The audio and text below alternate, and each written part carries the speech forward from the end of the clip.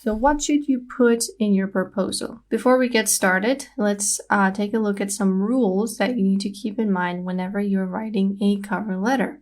Like we said, these clients are receiving hundreds of cover letters every day, and already it's pretty tiring to look at all those paragraphs and all those bulky text. So the first thing you want to do is to keep your cover letter short, because the client can easily read that compared to if you wrote a 3-paragraph cover letter. So if you had 3 sentences, instead of putting them all together, you would want to make it more digestible by putting some spaces in between them. So now this is easier to digest for the client. And if I had a large text together, it would kind of be tiring for the client to even look.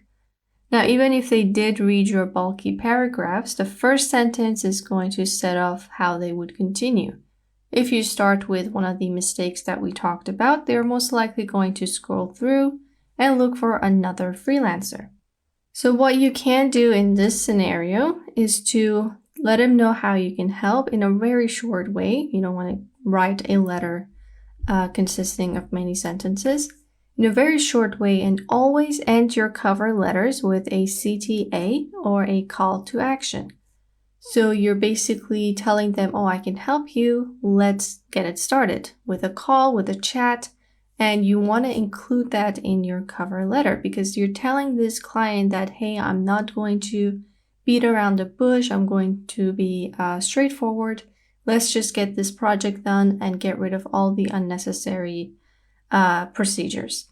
So the client is going to be impressed by how you care about this project and how you want to get it done without having to talk about yourself and your stories and unnecessary details. So be straightforward and always end with a call to action. For this example where they want a video, I can be like, and they're actually looking for acting because you're making facial expressions. I can bring a experience with a past client if I've done acting in the past, and then use call to action. Now let's see what is a good cover letter for this example where they want someone to act and create facial expressions on Zoom. So this is a cover letter that would work well for this project. I've just crammed it all together to show you what not to do with your text. Hey there, I've worked with many acting agencies in the past, and I think we can create something great. I've been acting for 7 years, and I think I'd be a great fit for this role. Let's have a quick call and discuss the details further. Best, Josh. So this right here is getting straight to the point. I'm saying that I've had the experience, and I think that I'm capable of creating this video.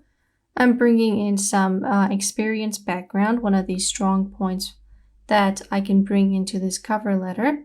For you, it could be the number of clients, the number of skills. We're going to talk about that in a later lesson. But right over here, I'm letting this client know that I have the experience and I've done similar things to this project. Finally, I'm ending it with a call to action. Let's have a quick call and discuss the details further. And then I'm just ending it with a sign off. But here's the thing, I've created this cover letter, but it's all cramped in together, which makes it not as easy to digest for the client. Simply, I just need to create some space between my sentences, and that way the chances of the client looking at my cover letter, even for 5 seconds, is going to be much higher. So let's create some space. Hey there. There we go. Another one here. And best Josh goes down here.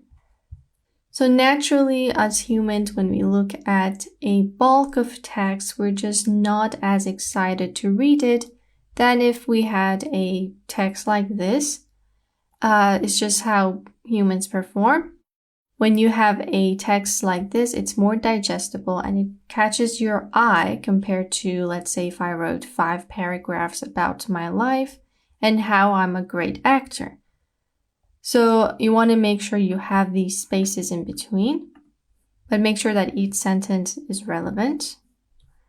And if needed, you could have 2 sentences in one space, but try to keep the area clean like this. Another thing that some freelancers like to do is that below where they say that they've been acting for 7 years, or if they had this many clients, they like to bring in quotes from the testimonials that are on their profile. For example, a past client is writing a testimonial for me that is on my profile.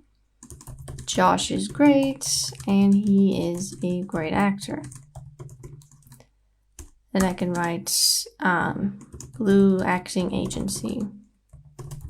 Let's say this is an agency that Josh has worked with, and Josh is just bringing in this testimonial to tell this client that, hey, I've worked with this major agency and here is what he had to say about his experience with me. And if the client is impressed by you and decides to work with you, when they go to your profile, they can find this testimonial along with many others. So this is another thing that some freelancers like to do. But if you don't have any testimonials on your profile, it's okay. You can just leave this out. But now that I have my right cover letter, I can move on with the attachments. So let's say you want to show some work samples and try to convince the client that you know what you're doing. For this project where there's a video which we're not supposed to submit before they check our setup, it wouldn't really make sense for me to attach anything because these are videos where they'd want to put a certain setup.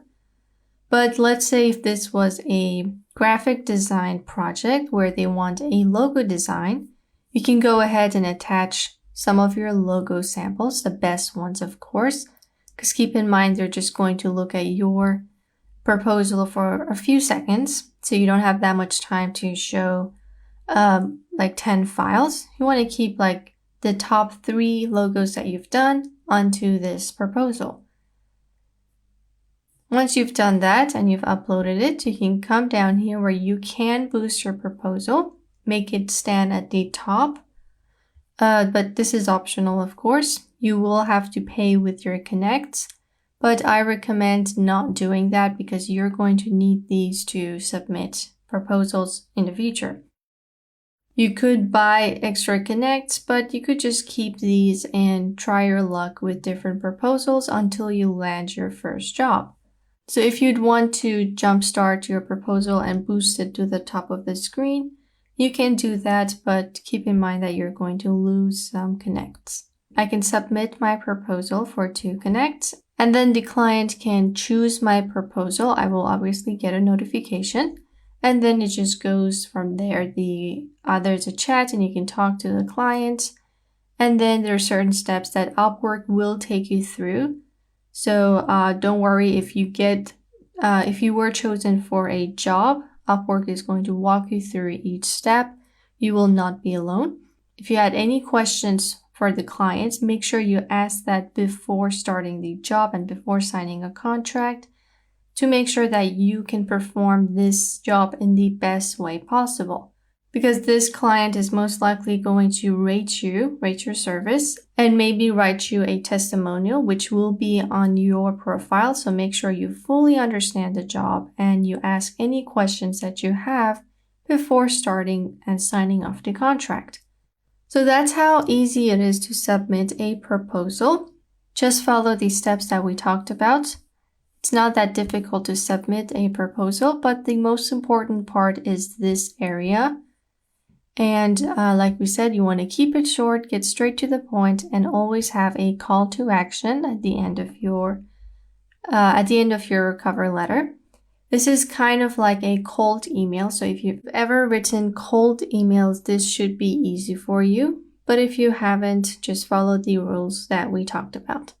Now that we know how we can submit our proposal, let's learn about how we can make our profile even better with a great description.